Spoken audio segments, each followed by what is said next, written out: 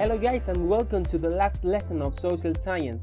Today we're going to study how Franco's dictatorship ended and how was the transition from a dictatorship to a new democracy in Spain. Do you want to see it? Stay tuned.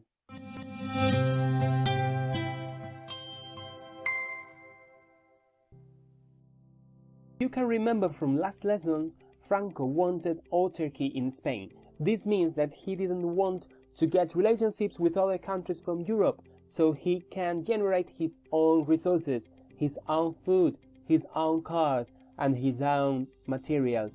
So he can't buy any materials from the outdoors of Spain. But this generates poor population and the economy was not good.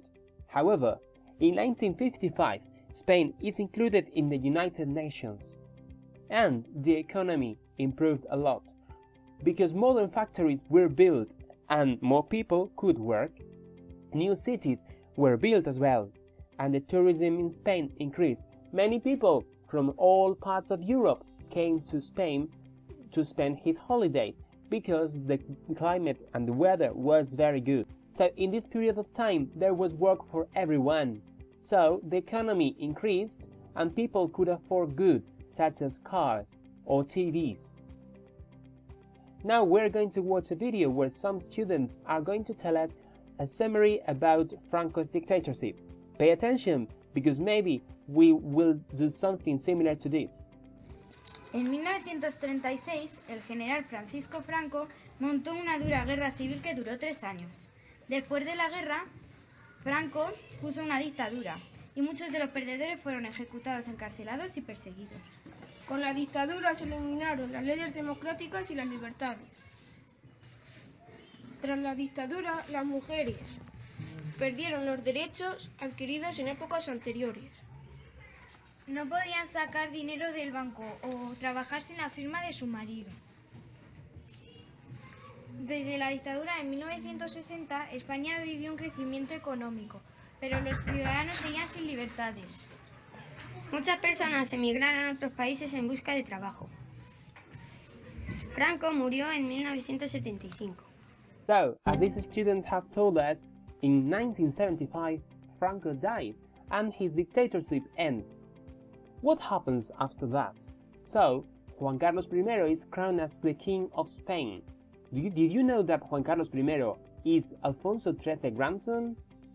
And Adolfo Suárez is appointed as the Prime Minister of Spain. It's similar to the President. After this, during the transition, Spain becomes a democratic country again, where political parties and labor unions are again legalized. There were elections in 1977 where all the people could vote for a new president of Spain. And it was Adolfo Suárez who won these elections with his political party UCD. And the people who have exiled came back to Spain. And they redacted a new constitution in 1978. And this constitution had these characteristics. The first one, there was equality under the law. Every one of us are equal. There was the freedom of speech. You can say what you want.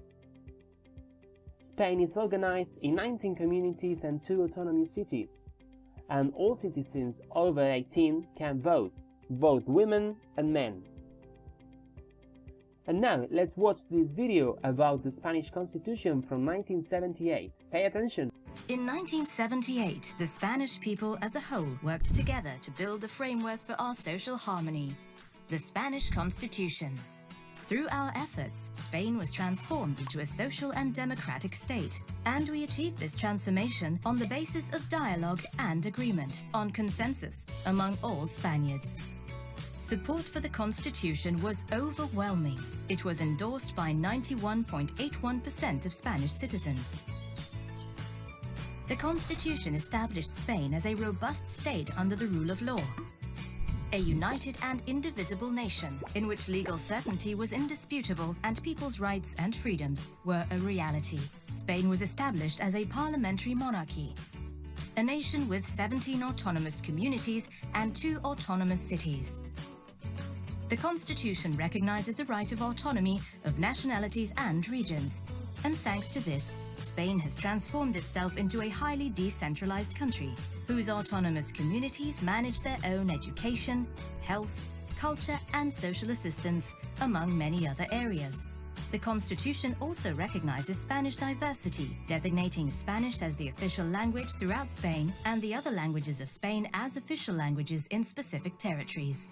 The Spanish people, secure in this framework for social harmony, made Spain the nation we know today. A developed, modern, and safe country, which competes with the world's largest economies due to our effort and our talent.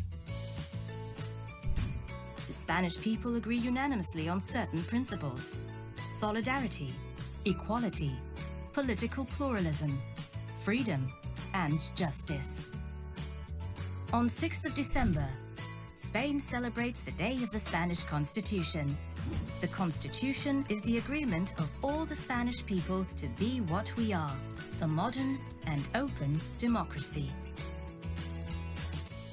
So, from 1975, there were many presidents in Spain until today. The first one, as you know, was Adolfo Suárez with UCD in 1976. Then, Calvo Sotelo was the president of Spain with UCD in 1981. Felipe González was the next president with PSOE 1 year later. José María Aznar with PP in 1996. José Luis Rodríguez Zapatero was the new president with PSOE in 2004. Mariano Rajoy, that you maybe remember from PP in 2011, and our current president is Pedro Sánchez with the political party PSOE in 2019. Our constitution promotes equal opportunities for all of us. For example, women are protected from discrimination with laws that fight against gender discrimination. For example, women should be paid the same amount of money than men. Employment for people with disabilities is promoted. People with disabilities are people that they are in a wheelchair, they are blind or they are deaf, and they have works, they have jobs that are adapted for them. As you know, we live in a multicultural and multilingual society, and that is fantastic. And divorce and marriage equality are legalized. Divorce is when you are not married with a person anymore, and marriage equality is the right for getting married with the person that you want.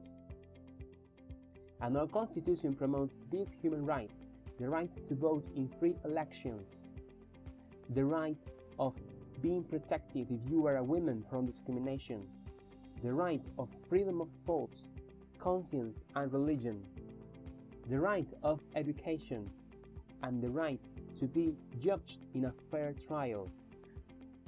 And last but not least, the right to have free press and the right to demonstrate peacefully. Guys, with this video, we've finished unit number 4. I have recorded for this time 4 videos that you can watch again to study the unit. I hope you like it and do all your activities. Bye bye.